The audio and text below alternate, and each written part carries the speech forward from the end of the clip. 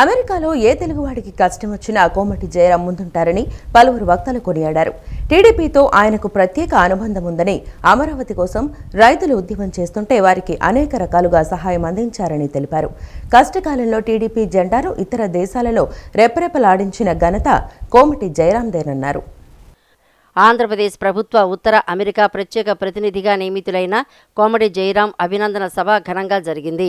విజయవాడలోని పోరంకి మురళి రిసార్ట్లో ఏర్పాటు చేసిన ఈ కార్యక్రమానికి సుప్రీంకోర్టు మాజీ ప్రధాన న్యాయమూర్తి జస్టిస్ ఎన్వి రమణతో పాటు పలువురు కూటమి మంత్రులు, ఎమ్మెల్యేలు హాజరయ్యారు. ఈ సందర్భంగా వక్తలు మాట్లాడుతూ కోమటి జయరాం పడిన కష్టానికి గుర్తింపు లభించిందని అన్నారు. ఆయనతో 1984 నుంచి ఉన్న స్నేహబంధాన్ని గుర్తు చేసుకున్నారు. అమెరికాలో ఏ తెలుగువాడికి కష్టం వచ్చినా జయరాం ముందుంటారని కితాబునిచ్చారు. కేవలం ఉత్తర అమెరికాలోనే కాకుండా అనేక దేశాల్లో జయరాంకు అభిమానులు ఉన్నారని అన్నారు. టీడీపీతో ఆయనకు ప్రత్యేక అనుబంధం ఉందని, అమరావతి కోసం రైతులు ఉద్యమం చేస్తుంటే వారికి అనేక రకాలుగా సహాయం అందించారని తెలిపారు. అలాగే రాజధాని అమరావతి పోరాటానికి న్యాయ సహాయం చేశారని గుర్తు చేశారు. మానవత్వం, సమాజ సేవ తదితర విషయాలను జయరాం నుంచి నేర్చుకోవాలని సూచించారు. జయరాం మరిన్ని ఉన్నత పదవులు అందుకోవాలని ఆకాంక్షించారు. ఇటువంటి అద్భుతమైన విజయ సాధనలో ఎంతైనా ఉంది. ఎప్పుడూ కూడా ఆయన నవ్వుతూ అందరినీ నవ్వించే వ్యక్తి. ఆయనతో కూర్చుంటే గంటలు నిమిషాలు అవుతాయి. అమెరికా అయిన తెలుగు వాళ్ళందరికీ కేర్ ఆఫ్ అడ్రస్ ఎవరు అంటే కోమటి జయరాం గారు అని చెప్పడంలో ఎటువంటి సందేహం లేదు. అటువంటి మంచి మనిషికి పెద్దలు గౌరవనీయ ముఖ్యమంత్రి వర్యులు సముచిత స్థానాన్ని, అంటే ఆయన ఏ స్థానం అయితే కోరుకుంటారో ఎప్పుడు ఎన్ఆర్ఐలు వాళ్ళతో కలిసి ఉండాలనేది ఆయన కోరుకున్న స్థానాన్ని ఈరోజు ఆయన స్థానంలో మనం చూసినందుకు మరి ఇంతమంది తరలి వచ్చారంటే మంత్రులు, కేంద్ర మంత్రులు, ఎమ్మెల్యేలు, మొత్తం శాసనసభ కూడా ఇక్కడికి తరలి వచ్చిందంటే కోమటి జయరాం గారు అంటే అందరికీ ఉన్న ఆ ప్రేమ. మరి ఆ రోజున జన్మభూమి పిలిపిస్తే జన్మభూమిలో భాగస్వామ్య అనేక మంది ఎన్ఆర్ఐలు ఆంధ్ర రాష్ట్ర అభివృద్ధిలో భాగస్వామ్యాలు. అలాగే ఎన్నికల సమయంలో ఎప్పుడు ఎవరికి ఏ ఇబ్బంది వచ్చినా అండగా నిలబడినటువంటి పరిస్థితి. మొన్న ఎన్నికలు నిజంగా ఒక అద్భుతం. మొన్న ఎన్నికల్లో ప్రతి ఒక్క ఎన్ఆర్ఐ ఈ రాష్ట్రం కోసం, ఈ రాష్ట్రంలో ఉన్నటువంటి ఒక దుర్మార్గమైనటువంటి పరిపాలన ఈ రాష్ట్రం నుంచి తరిమి కొట్టాలని చెప్పి మీరు ఇక్కడ ఉన్నా లేకపోయినా అక్కడ ఉన్న తెలుగువారి కోసం ఆలోచించినటువంటి విధానం మన ఎన్నికల్లో మీరు చూపించినటువంటి చొరవ ఎప్పటికి కూడా మర్చిపోలేదు. ఇవాళ గౌరవ ముఖ్యమంత్రి గారు కనిపించినటువంటి P4 ప్రోగ్రామ్ కూడా పెద్ద ఎత్తున ఎన్ఆర్ఐ మరి నాయకులందరూ కూడా దీంట్లో భాగస్వాములు అవుతా ఉన్నారు. ఒక చైతన్యాన్ని తీసుకొస్తున్నటువంటి జయరాం గారికి మరొకసారి మనస్ఫూర్తిగా అభినందన తెలియజేసుకుంటూ, ఒక మా గుంటూరు ప్రాంతానికి చెందినటువంటి డాక్టర్లే 100 కోట్ల రూపాయలుగా పైగా ఖర్చు పెట్టి ఒక అద్భుతమైన హాస్పిటల్ నిర్మించారు. ఇలాంటి ఎన్ఆర్ఐలందరికీ రిప్రజెంట్ చేసే విధంగా వారికి సముచిత గౌరవ స్థానం ఇచ్చినటువంటి గౌరవ ముఖ్యమంత్రి శ్రీ నారా చంద్రబాబు నాయుడు గారికి, అదేవిధంగా లోకేష్ గారికి మనస్ఫూర్తిగా ధన్యవాదాలు తెలుపుకుంటూ, మరొక్కసారి సప్త సముద్రాల అవతల ఉన్నా కూడా రాష్ట్ర సంక్షేమం కోసం సైనికులుగా పనిచేసే ఎన్ఆర్ఐ ప్రవాస ఎన్ఆర్ఐ అనగానే ముందరిగా గుర్తొచ్చే పేరు కోమటి జయరాం గారు. ఆయన చేసిన కార్యక్రమం ఎవరికి ఏ ఇబ్బంది వచ్చినా ఎన్ఆర్ఐకి ముందుగా మేము ఫోన్ చేసే వ్యక్తి అన్నారంటే జయరాం గారికి ఫోన్ చేసి మాకు ఇబ్బంది ఉంది చూడమని రిక్వెస్ట్ చేసే వ్యక్తి. అటువంటి వ్యక్తికి ఇవాళ ఈ సన్మానం NRI north American association Andhra Pradesh రిప్రజెంటేటివ్గా, గవర్నమెంట్ రిప్రజెంటేటివ్గా ఈ పదవి చిన్న పదవైనా ఆయనకి చాలా పెద్ద పదవుల్లో రావాలని ఉందైంది. కానీ ఆయనకి చిన్న పదవి, నాకందరికీ అయితే చాలా పెద్ద పదవి. ఆయనకి చిన్న పదవైనా కూడా మేమందరం కూడా ఆత్మీయంగా ఇది ఒక పెళ్లి వేడుకలా ఉన్నా కూడా ఈ పెళ్లి వేడుక ఒక డిసిప్లిన్ గా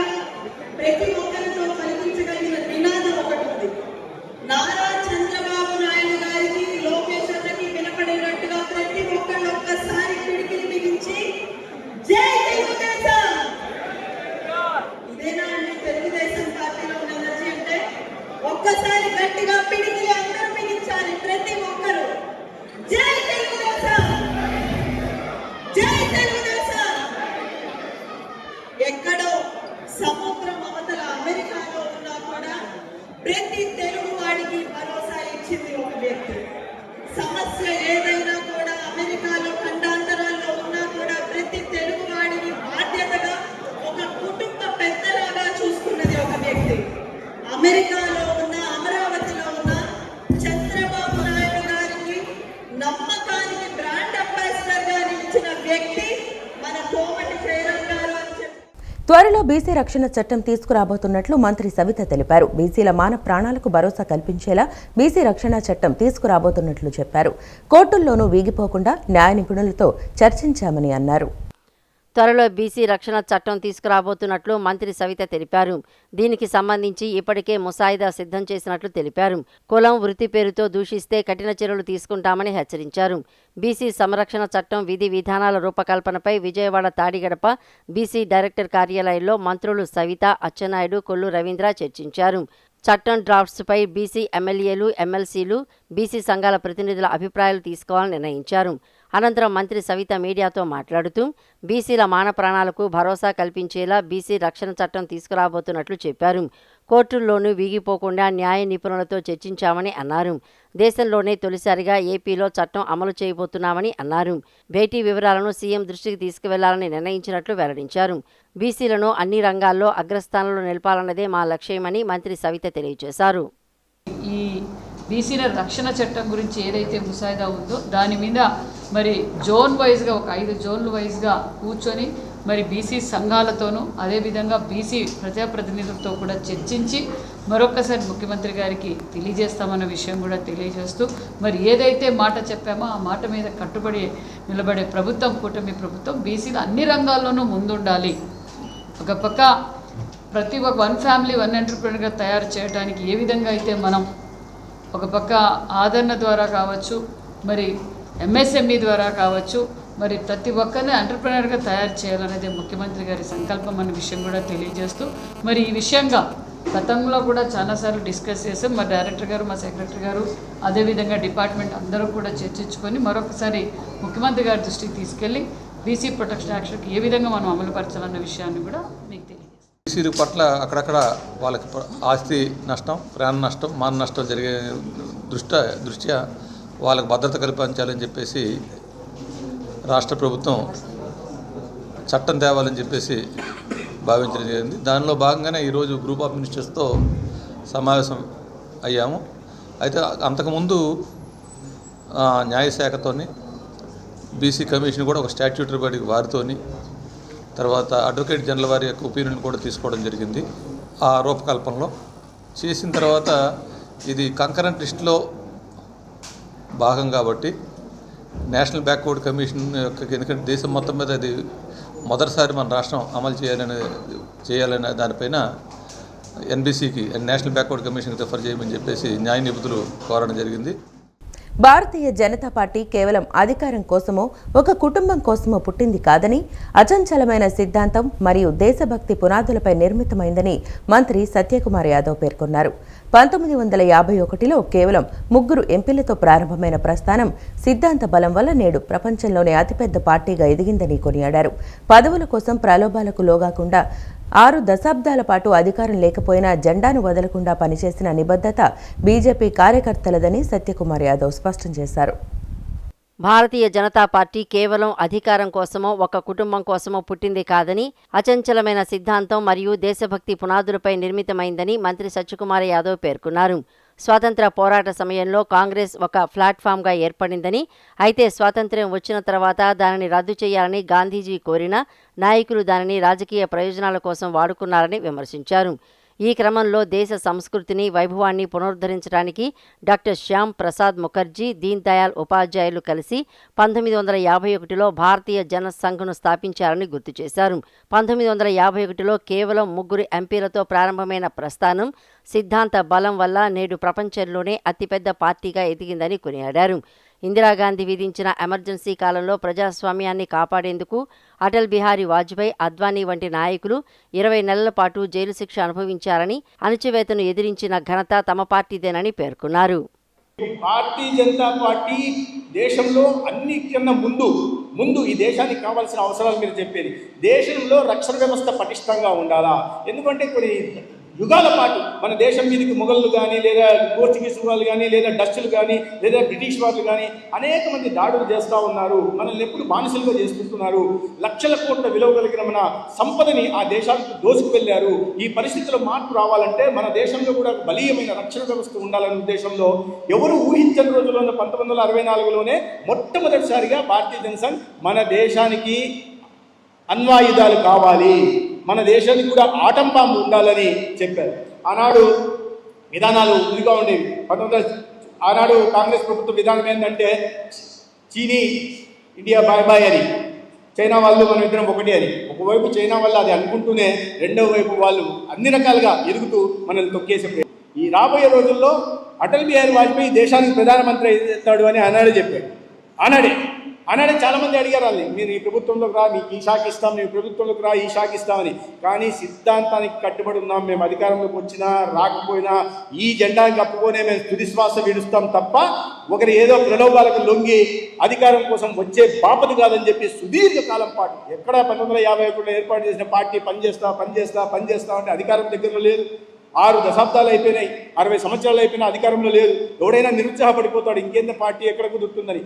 ప్రధానంగా 1924లో జరిగిన ఎన్నికల రిజల్ట్ తర్వాత ఎవరైనా 2019-24 మధ్యకాలంలో గత పాలకులు కేవలం దోచుకోవడంపైనే దృష్టి పెట్టారని, దీనివల్ల నగర అభివృద్ధి పూర్తిగా కుంటుపడిందని ఎంపీ కేశినేని శివనాథ్ విమర్శించారు. వాంబే కాలనీ మధురానగర్ మధ్య ఆర్యూబీ మంజూరైంది. కొత్త మరియు పాత రాజరాజేశ్వరిపేటల మధ్య రైల్వే వంతెన నిర్మాణానికి కృషి చేస్తున్నామని చెప్పారు. విజయవాడ పార్లమెంటు సభ్యులు కేశినేని శివనాథ్, సెంట్రల్ ఎమ్మెల్యే బోండా ఉమామహేశ్వరరావు కలిసి మధురానగర్ పప్పుల మిల్లు సెంటర్లోని రైల్వే గేటు ప్రాంతాన్ని సందర్శించారు. రైల్వే మరియు నగరపాలక సంస్థ అధికారులతో కలిసి క్షేత్రస్థాయిలో ఉన్న సాధ్యాసాధ్యాలను వారు పరిశీలించారు. ఈ సందర్భంగా ఎంపీ కేశినేని చిన్ని మాట్లాడుతూ 2019-24 మధ్యకాలంలో గత పాలకులు కేవలం దోచుకోవడంపైనే దృష్టి పెట్టారని, దీనివల్ల నగర అభివృద్ధి పూర్తిగా కుంటుపడిందని విమర్శించారు. తాము అధికారంలోకి వచ్చిన వెంటనే పెండింగ్ ప్రాజెక్టులపై దృష్టి సారించామని తెలిపారు. 8,316 ప్రాజెక్టుల మంజూరుకు చర్యలు తీసుకున్నట్లు వెల్లడించారు.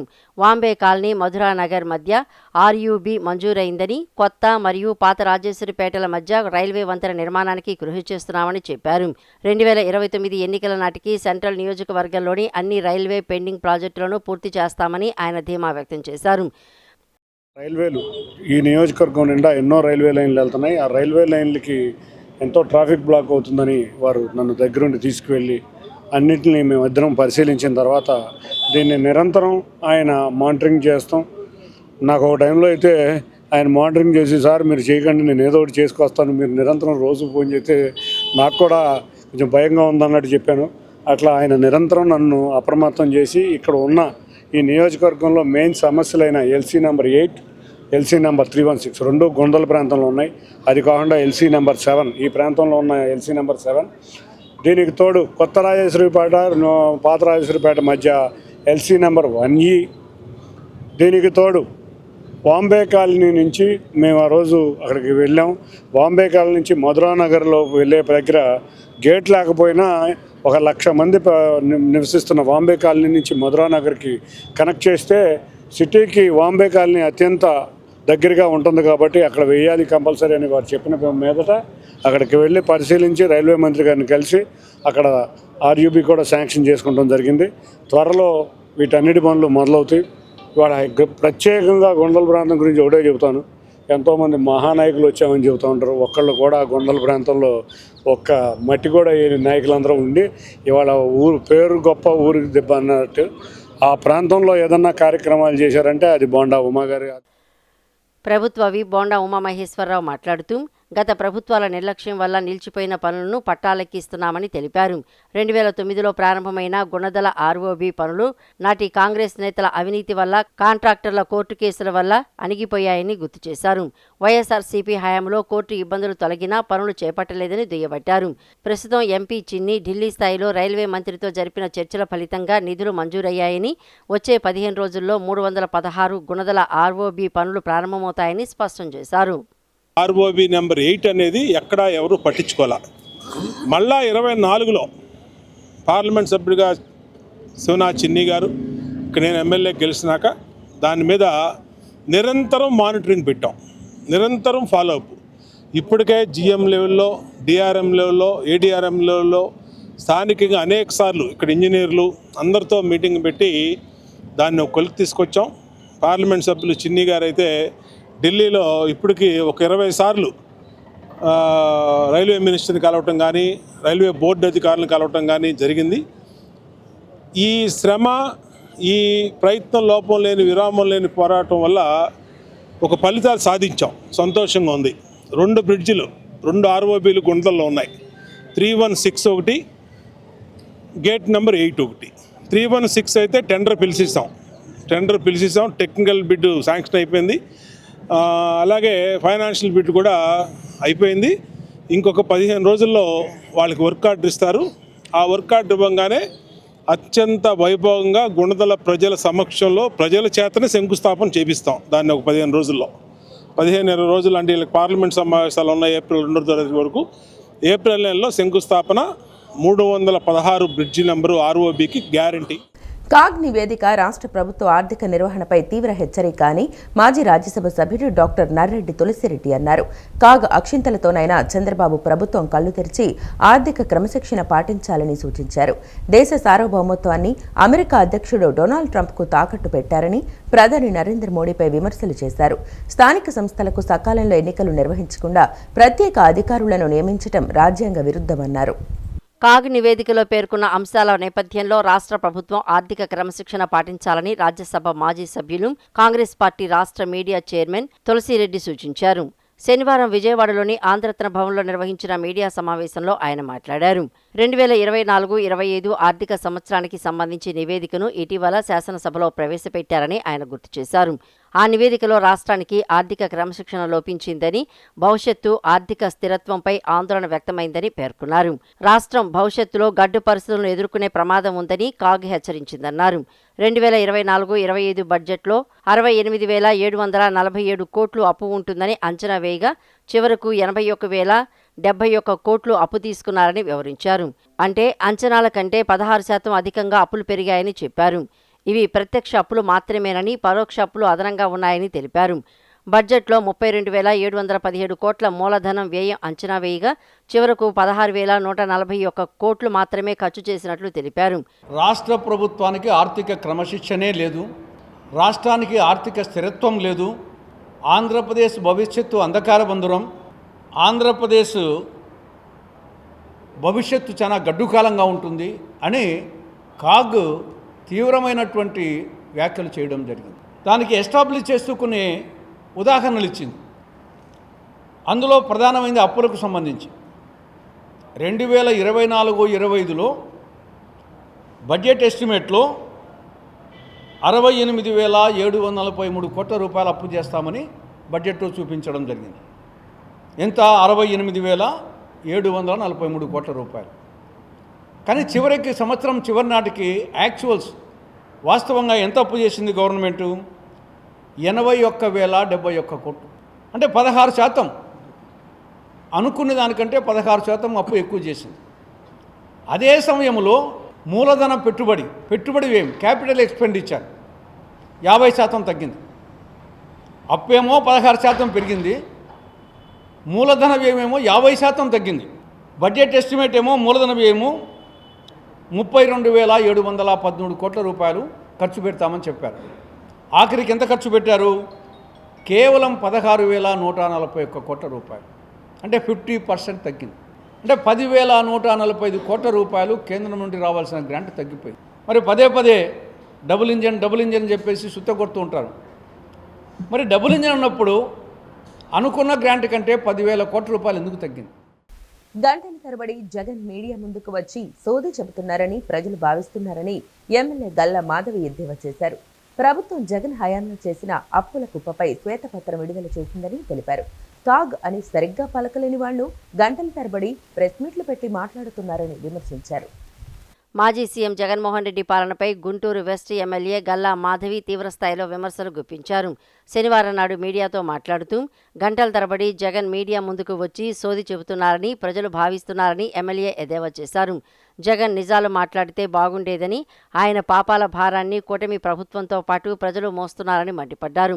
అధికారంలోకి వచ్చిన వెంటనే కూటమి ప్రభుత్వం జగన్ హయాంలో చేసిన అప్పుల కుప్పపై శ్వేతపత్రం విడుదల చేసిందని తెలిపారు. కాగ్ అని సరిగ్గా పలకలేని వాళ్లు గంటల తరబడి ప్రెస్ మీట్లు పెట్టి మాట్లాడుతున్నారని విమర్శించారు. వైసీపీ హయాంలో కాగుకు తెలియకుండా కార్పొరేషన్లను తాకట్టు పెట్టి చేసిన అప్పులకు జగన్ సమాధానం చెప్పాలని డిమాండ్ చేశారు. వైసీపీ హయాంలో కాగుకు తెలియకుండా కార్పొరేషన్లను తాకట్టు పెట్టి చేసిన అప్పులకు జగన్ సమాధానం చెప్పాలని డిమాండ్ చేశారు. నవరత్నాలు ఇవ్వలేదు, కానీ 9 లక్షల కోట్లకు పైగా అప్పుల రత్నాలు ప్రజలకు ఇచ్చారని ఎమ్మెల్యే మాధవి ఆగ్రహం వ్యక్తం చేశారు. స్కాములు చేయటానికే నవరత్నాలు అనే పేరుతో ప్రజాధనాన్ని దోచేశారని ఆరోపించారు. ఎవరి జేబులు నింపుకోవడానికి అప్పులు చేశారో జగన్ చెప్పాలని డిమాండ్ చేశారు. కూటమి ప్రభుత్వం ఏర్పడిన వెంటనే ఒక శ్వేతపత్రాన్ని రిలీజ్ చేసింది. అందులో మేము 9.7 లక్షల రూపాయల గత ప్రభుత్వ అప్పుని మోస్తూ ఈ యొక్క బాధ్యతలోకి అడుగు పెట్టాము అని చెప్పి ఒక శ్వేతపత్రం రిలీజ్ చేసింది. అయితే జగన్మోహన్ రెడ్డి గారు మేం చేసింది 3.2 లక్షల కోట్లు మాత్రమే, మిగతా మేం చేసిన అప్పులు కాదు, కేవలం కూటమి ప్రభుత్వం మా మీద తప్పుని లేదంటే మా మీద బురద జల్లే ప్రయత్నం చేస్తుంది అని చెప్పి చెప్పుకొచ్చారు. అయితే ప్రజలు ఇక్కడ అర్థం చేసుకోవాల్సిన ఒక అంశం ఏంటి అని అంటే, ఈయన మనము లోన్గా తీసుకున్నది అప్పే, చేబదులుగా తీసుకున్నది అప్పే, ఏదైనా తాకట్టు పెట్టి తీసుకున్నది కూడా అప్పే.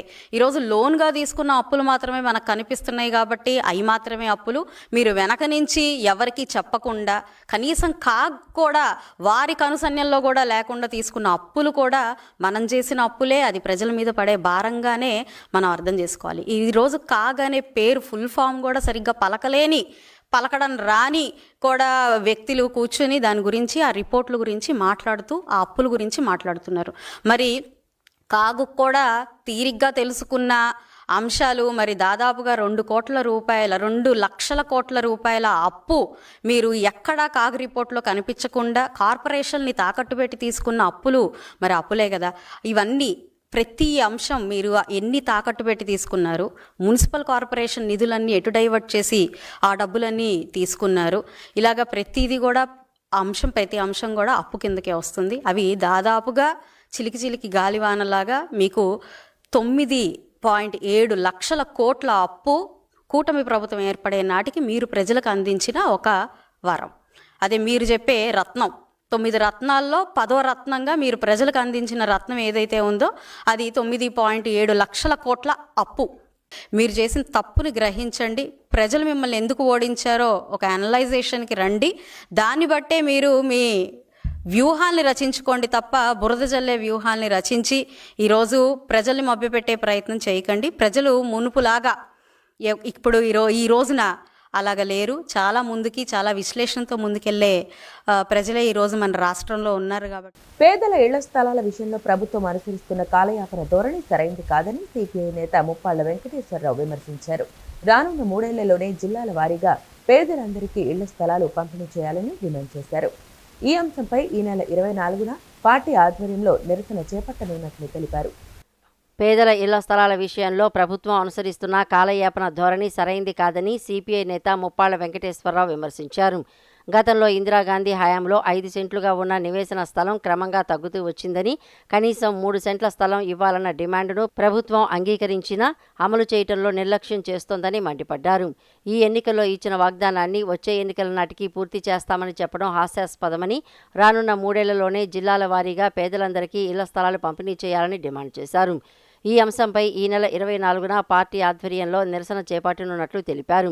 అమరావతి రాజధాని అభివృద్ధి విషయంలోనూ ప్రభుత్వంపై ఆయన తీవ్రస్థాయిలో విరుచుకుపడ్డారు.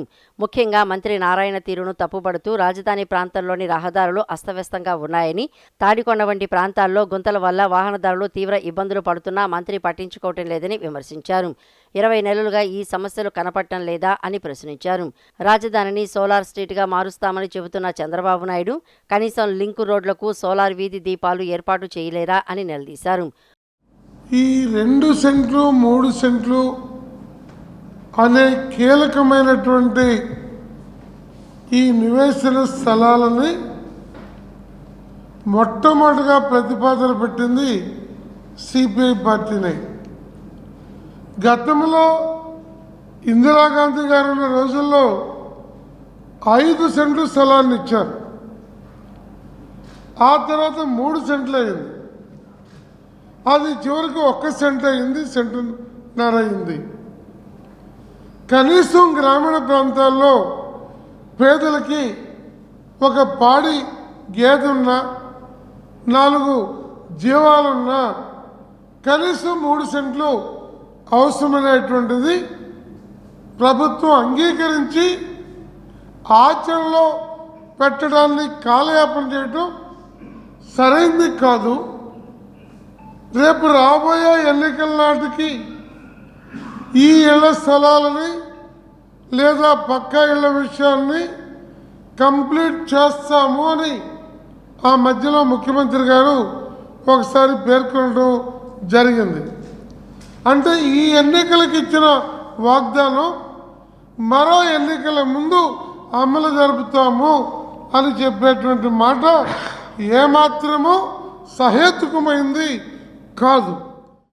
కూటమి ప్రభుత్వం ఉద్యోగుల పట్ల అనుసరిస్తున్న తీరుపై ఏపీ జీఎన్ రాష్ట్ర అధ్యక్షుడు కాకర్ల వెంకట్రామిరెడ్డి తీవ్ర స్థాయిలో ధ్వజమెత్తారు. ప్రభుత్వం ఉద్యోగులను అణచివేస్తూ వారిని పూచిక పుల్లలా చూస్తోందని ఆయన విమర్శించారు. ముఖ్యంగా సచివాలయ ఉద్యోగులను బాత్రూంల దగ్గర కాపలా ఉంచడం, వాలంటీర్ల పనులు చేయించడం వంటి చర్యలు వారిని అవమానించడమేనని మండిపడ్డారు. పని ఒత్తిడి కారణంగా ఇప్పటికే 80 మంది ఉద్యోగులు గుండెపోటు, బ్రెయిన్ స్ట్రోక్లతో మరణించినా ప్రభుత్వం పట్టించుకోవడం లేదని ఆవేదన వ్యక్తం చేశారు. ఉగాది నాటికి మధ్యంతర భృతి ప్రకటించాలని, పీఆర్సీ కమిషన్ను తక్షణమే నియమించాలని డిమాండ్ చేశారు. గత ప్రభుత్వం నెల రోజుల్లోనే ఐఆర్ ఇచ్చిందని, ఈ ప్రభుత్వం 2 ఏళ్లైనా పట్టించుకోవటం లేదని విమర్శించారు.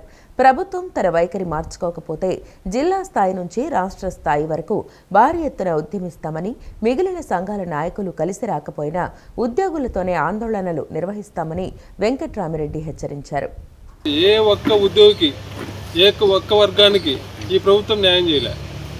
అందుకే ఈరోజు మీరు చూసుకోండి, విజయవాడ ధర్నా చౌక్ ఉద్యోగుల ధర్నాతో దద్దరిల్లిపోతుంది. అంగన్వాడీలు ధర్నా చేసిన, టీచర్లు ధర్నా చేస్తున్నారు, కాంట్రాక్ట్ ఎంప్లాయీస్ ధర్నా చేస్తున్నారు, ఆశా వర్కర్లు ధర్నా చేస్తున్నారు. ప్రతి ఒక్కరు, అంటే ఏ ఒక్కరికి కూడా ఈ ప్రభుత్వం 2 సంవత్సరాల్లో ఉద్యోగుల సమస్యలు అనేది పట్టించుకోవాలి. ఉద్యోగులనే పట్టించుకోవాలి, పూచిపుల్లాగా చూస్తుంది ఉద్యోగులను. వాళ్ళు ఉద్యోగులు ఎన్నికల్లో చాలా హామీలు ఇచ్చింది అధికారంలోకి రావడానికి.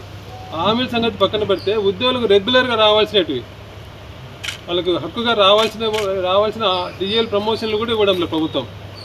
ఈ ప్రభుత్వం వచ్చిన 2 సంవత్సరాల్లో లెక్క ప్రకారం 4 డిఏలు ఇవ్వాలి. అంటే పాత ఎన్ని పక్కన పెడితే ఈ ప్రభుత్వం వచ్చిన తర్వాత 6 నెలలకు ఒక డిఏ లెక్కేసుకుంటే 2 సంవత్సరాలకు 4 డిఏలు ఇవ్వాలి. కానీ ఇంతవరకు ఇచ్చింది 1 డిఏనే. ప్రభుత్వం మొత్తానికి ఇప్పటి వరకు ఉద్యోగులకు చేసింది ఏదైనా ఉన్నాయా అంటే 2 నెలల్లో 1 డిఏ ఇవ్వడం మాత్రమే. ఆ డిఏ ఇచ్చినప్పుడు ఏం చెప్పి నువ్వు పండగ చేసుకోండి అన్నారు. అంటే 1 డిఏతో ఏం పండుగ చేసుకోవాలి? దీపావళి చేసుకోవాలా, క్రిస్మస్ చేసుకోవాలా, సంక్రాంతి చేసుకోవాలా, సంవత్సరంలో అన్ని పండుగలు చేసుకోవాలా, లేకపోతే 5 సంవత్సరాలు ఈ 1 డిఏతోనే పండుగ చేసుకోవాలా? అది కూడా అర్థం కావడం లేదు. విజయవాడ నగరపాలక సంస్థ ఆధ్వర్యంలో నారీ నాయకత్వంలో స్వచ్ఛత మరియు సఫాయి మిత్ర సురక్ష శిబిర్ కార్యక్రమాలను నిర్వహించినట్లు కమిషనర్ ధ్యానచంద్ర తెలిపారు. ఇందులో భాగంగా కార్మికులకు ఆరోగ్య పరీక్షలు నిర్వహించి ఉచితంగా మందులు పంపిణీ చేయడంతో పాటు పౌష్టికాహారంపై సూచనలు చేశారు. అలాగే మహిళలకు డిజిటల్ అక్షరాస్యతపై అవగాహన కల్పిస్తూ సైబర్ మోసాల పట్ల జాగ్రత్తలు వంటి అంశాలపై ప్రాక్టికల్గా శిక్షణ ఇచ్చారు. విజయవాడ నగరపాలక సంస్థ పరిధిలో స్వచ్ఛ భారత్ మిషన్ కార్యక్రమంలో భాగంగా నారీ నాయకత్వంలో స్వచ్ఛత కార్యక్రమాన్ని పురస్కరించుకుని అంతర్జాతీయ మహిళా దినోత్సవం సందర్భంగా నిర్వహిస్తున్న వారోత్సవాల్లో భాగంగా పారిశుద్ధ్య కార్మికులకు, స్వయం సహాయక సంఘాల మహిళలకు ప్రత్యేకంగా సఫాయి మిత్ర సురక్ష శిబిర్ మరియు శిక్షణా కార్యక్రమాలను నిర్వహించామని నగరపాలక సంస్థ కమిషనర్ ధ్యానచంద్ర అన్నారు. ఈ కార్యక్రమంలో పారిశుద్ధ్య కార్మికులు మరియు స్వయం సహాయక సంఘాల మహిళలకు అవగాహన కల్పించారు.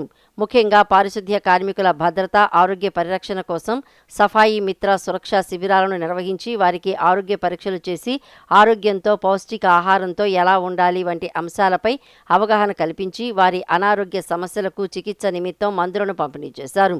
ఆధునిక సాంకేతిక వినియోగంపై వారికి స్వయం సహాయక బృందాల మహిళలకు శిక్షణ ఇచ్చారు. ఈ సందర్భంగా విజువల్ లిటరసీ ద్వారా మొబైల్ ఫోన్ వినియోగంలో జాగ్రత్తలు పాటించాల్సిన అంశాలను వివరించారు.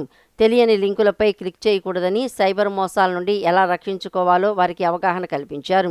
అలాగే డిజిటల్ లావాదేవీలపై కూడా శిక్షణ ఇచ్చి QR కోడ్ స్కాన్ చేయటం ద్వారా ఖాతాలో డబ్బులు ఎలా జమ చేయాలి, ఒకరి ఖాతా నుండి మరొకరి ఖాతాకు సురక్షితంగా డబ్బులు ఎలా బదిలీ చేయాలి వంటి అంశాలను ప్రదర్శన ద్వారా వివరించారు. నేను 27 డివిజన్లో SHG మెంబర్గా జయజసాయి అనే గ్రూప్ నుంచి మాట్లాడుతున్నాను. మా గ్రూప్కి సంబంధించిన ఆర్పీలు, మా సంఘాలకు సంబంధించిన ఆర్పీలు మాకు డిజిటల్ లిటరసీ గురించి అవగాహన కార్యక్రమాలు చేస్తున్నారు. వాటి ద్వారా మాకు ఓటీపీలని వేరే వాళ్ళకి షేర్ చేయడం ద్వారా జరిగే నష్టాల గురించి, అలానే తెలియని లింక్స్ మీద క్లిక్ చేస్తే వాటి ద్వారా అమౌంట్లు కట్ అవ్వడము, డిజిటల్ పేమెంట్స్ చేయడం ద్వారా వచ్చే లాభాల గురించి, నష్టాల గురించి వాళ్ళు మాకు పూర్తిగా వివరాలను తెలియజేస్తారు. జగన్ మెప్పు పొందడం కోసం మత్స్యకారుల సంక్షేమాన్ని అడ్డుకునేందుకు మాజీ మంత్రి సీదిరి అప్పలరాజు దుష్ప్రచారం చేస్తున్నాడని, పీపీపీ విధానం ద్వారా జువ్వలదిన్నె ఫిషింగ్ హార్బర్ వేగంగా అభివృద్ధి చెంది మత్స్యకారులకు భరోసాగా నిలుస్తుందని fishermen cooperative societies federation chairman Yatagiri Ramprasad తెలిపారు. మంగళగిరిలోని తెలుగుదేశం పార్టీ కేంద్ర కార్యాలయంలో మీడియా సమావేశం నిర్వహించిన ఆయన మాజీ మంత్రి అప్పలరాజు వ్యాఖ్యలపై మండిపడ్డారు. ఈ సందర్భంగా ఆయన మాట్లాడుతూ అభివృద్ధి అంటే చంద్రబాబు అంటేనే అభివృద్ధి అని అన్నారు. కూటమి ప్రభుత్వం నిజంగా మత్స్యకారుల ప్రభుత్వమని, మత్స్యకారుల సంక్షేమం కోసం ఏమీ చేయని గత ప్రభుత్వం నుంచి వచ్చిన మాజీ మత్స్యశాఖ మంత్రి నేడు కూటమి ప్రభుత్వం చేస్తున్న సంక్షేమంపై మాట్లాడటం హాస్యాస్పదమన్నారు. తాను మత్స్యకారులకు చెందిన వాడినని చెప్పుకునే సీదిరి అప్పలరాజు తన మంత్రి పదవీ కాలంలో కానీ, వైసీపీ 5 ఏళ్ల పాలనలో కానీ మత్స్యకారుల కోసం ఏం చేశారో ప్రజల ముందుకు వచ్చి చెప్పాలని సవాల్ చేశారు. చంద్రబాబు నాయుడు గారు, నారా లోకేష్ గారు మత్స్యకారులు చేసింది ఏందని చెప్పి అడగడం హాస్యాస్పదంగా ఉంది. నేను ఆ మంత్రి గారికి ఒకటే విషయం చెప్తా ఉన్నా. గత 5 సంవత్సరాలు మీరు మత్స్యకారు అని చెప్పి, మత్స్యకార సామాజిక వర్గానికి చెందిన వ్యక్తి అని చెప్పి చెప్పుకుంటున్న మీరు గత 5 సంవత్సరాలు మంత్రిగా పనిచేశారు. మత్స్యకారులకు ఏం చేశారని చెప్పి నేను సూటిగా ప్రశ్నిస్తూ ఉన్నా. జగన్ గారి మెప్పు కోసమో, మంత్రి పదవి కాపాడుకునే కోసమో మీరు మత్స్యకారులను తాకట్టు పెట్టిన విషయం వాస్తవం కాదని అడుగుతా ఉన్నా. 217 జీవో తీసుకొచ్చి మత్స్యకారుల జీవనోపాధికి వారికి ఉరితాళ్లుగా మారే జీవో ఈరోజు రాష్ట్రంలో మత్స్యకారులందరినీ ఇబ్బంది పెట్టిన విషయం వాస్తవం కాదని అడుగుతూ ఉన్నాం. ఆనాడు ప్రతిపక్షంలో ఉన్న మత్స్యకార ముద్దుబిడ్డ అయిన కుల్రవీంద్ర గారు ఒక రాష్ట్ర వ్యాప్తంగా ఒక కమిటీ వేసి ఆ జీవో వల్ల మత్స్యకార హక్కులు కోల్పోతాం, మా సంక్షేమం కోల్పోతామని చెప్పి మేము రాష్ట్ర వ్యాప్తంగా ఉద్యమాలు చేస్తే మీరు ఆ జీవోను ప్రజల్లో తిరుగుబాటు వస్తోందని చెప్పి నీరు కాచి, ఆ తర్వాత అప్పటి మాజీ ముఖ్యమంత్రి గారు, ప్రస్తుత ముఖ్యమంత్రి చంద్రబాబు నాయుడు గారు మత్స్యకారులకు మన ప్రభుత్వం రాగానే 210 జీవో రద్దు చేస్తామని చెప్పి హామీ ఇవ్వడం, మన కూటమి ప్రభుత్వం రాగానే 210 జీవోను రద్దు చేసిన విషయం వాస్తవం కాదని అడుగుతూ ఉన్నాం.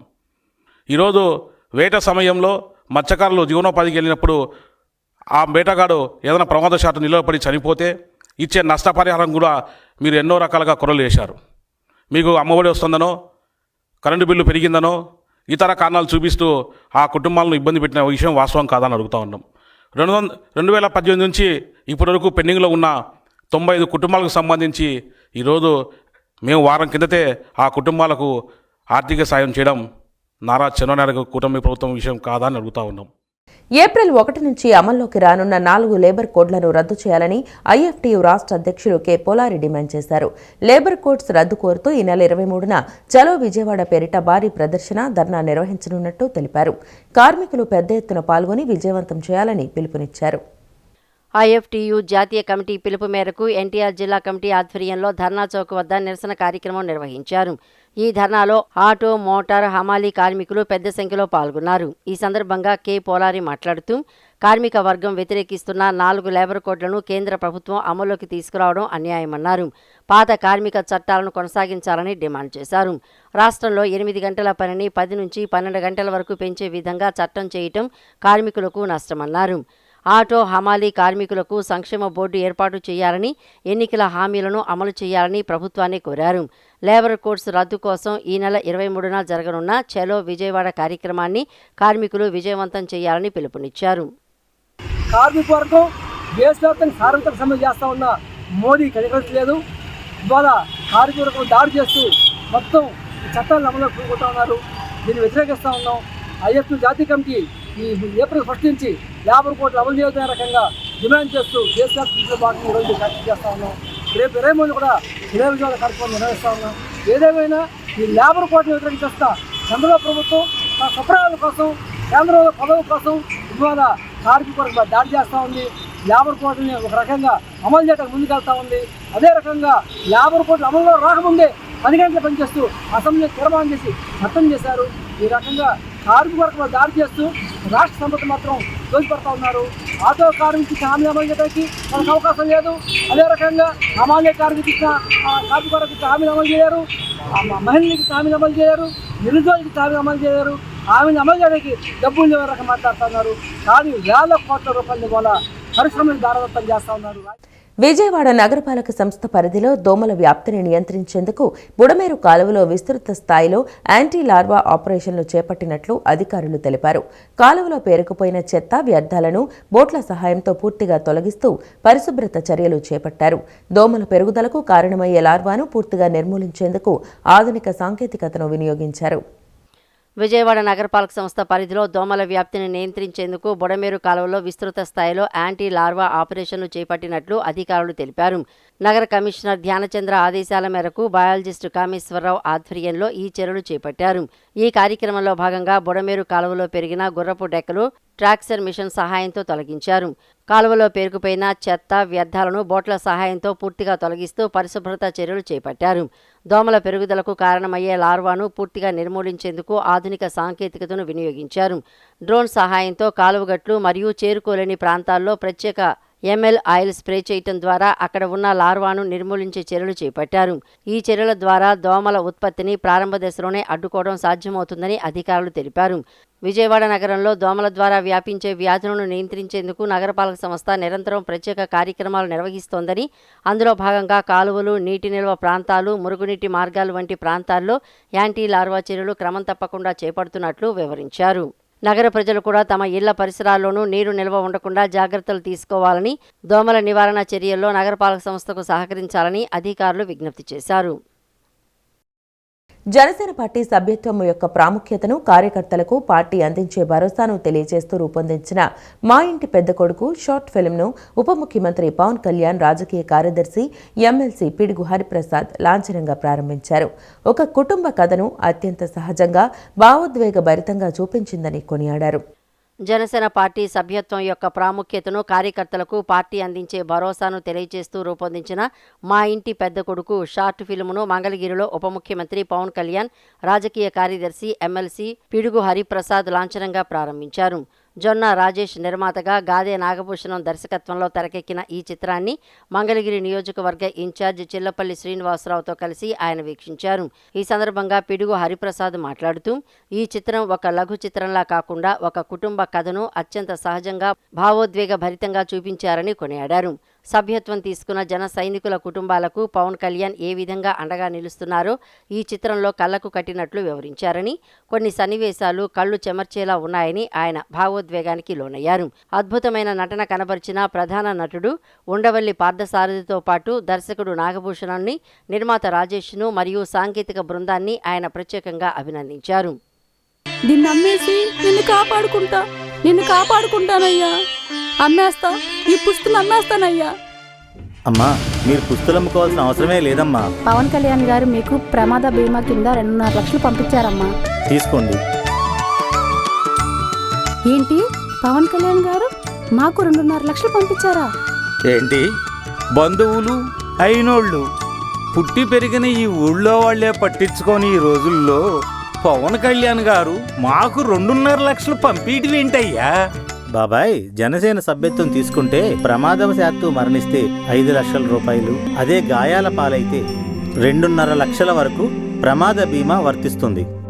మీరు జనసేన సభ్యత్వం తీసుకున్నారు కాబట్టే ఈ ఆపద కాలంలో ఈ డబ్బులు మీకు అందాయి.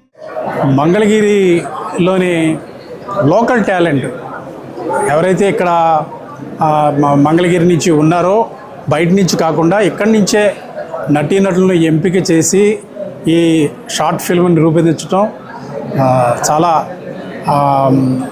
ప్రోగ్రెసివ్ థాట్గా అనిపించింది. ముఖ్యంగా అందులో తీసుకున్న కాన్సెప్ట్, జనసేన సభ్యత్వం తీసుకునే వాళ్ళకి ఏదైనా ప్రమాదం సంభవిస్తే పార్టీ పరంగా ఎటువంటి సహాయం అందుతుంది, పవన్ కళ్యాణ్ గారు ఎటువంటి ఏర్పాట్లు చేశారు అని వివరించిన తీరు చాలా బాగుంది. ఆద్యంతం షార్ట్ ఫిల్మ్ ఆద్యంతం మనసుని హత్తుకునేలా ఉంది. అదేదో ఒక ఫిలింలా కాకుండా నిజ జీవితంలో జరుగుతున్న ఒక సంఘటనని చూస్తున్నట్టుగా అనిపించింది. ఈ షార్ట్ ఫిల్మ్ని చిల్లపల్లి శ్రీనివాస్ గారి ఆధ్వర్యంలో నిర్మించిన రాజేష్ గారు, అలాగే దర్శకత్వం నిర్వహించిన నాగభూషణ్ గారు, ఆయన చాలా షార్ట్ ఫిల్మ్ని నిర్మించానని చెప్పారు. వీళ్ళందరికీ పవన్ కళ్యాణ్ గారి తరఫున, జనసేన పార్టీ తరఫున నా హృదయపూర్వక శుభాకాంక్షలు. ఈ వార్తలు ఇంతటితో సమాప్తం. నమస్కారం.